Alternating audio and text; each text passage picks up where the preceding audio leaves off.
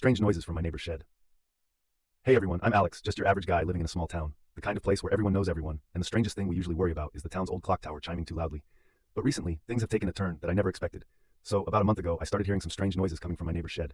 At first, it wasn't anything too alarming, just the usual banging and clanking sounds you might expect when someone is tinkering around. But as the weeks went by, the noises grew more unsettling, late at night. It's not just that though. My neighbor, an older guy named Frank, has always been a bit of a recluse, but recently he doesn't seem to leave the house at all. I've lived next to him for years and never once saw him bring anything in or out of that shed.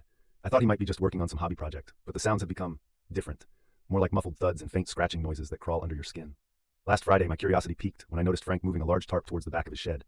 He seemed anxious, glancing around as if he was making sure no one was watching. I swear I saw something move beneath it, something large and, well, alive. That night, I grabbed my phone and filmed the shed from my living room window. I thought maybe if he caught my curiosity, he'd back off.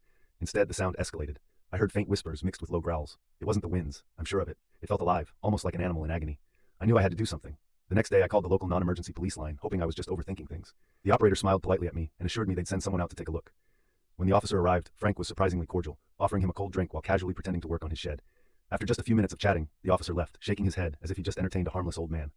Feeling frustrated, I decided to investigate further. That same night, I snuck out with my phone and a flashlight.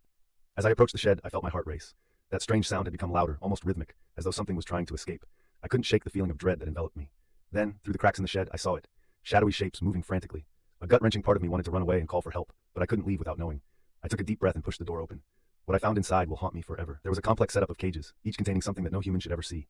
Restless, haunted eyes stared back at me in pure terror. I quickly realized, my neighbor wasn't just a recluse. He was hiding something dark. I ran back home, my heart pounding louder than my footsteps. I've contacted the authorities again, this time demanding immediate action. I honestly don't know what he's doing in there, but I suspect it's illegal, and whatever it is, it's not just a hobby. I'll keep you updated. Stay safe, everyone.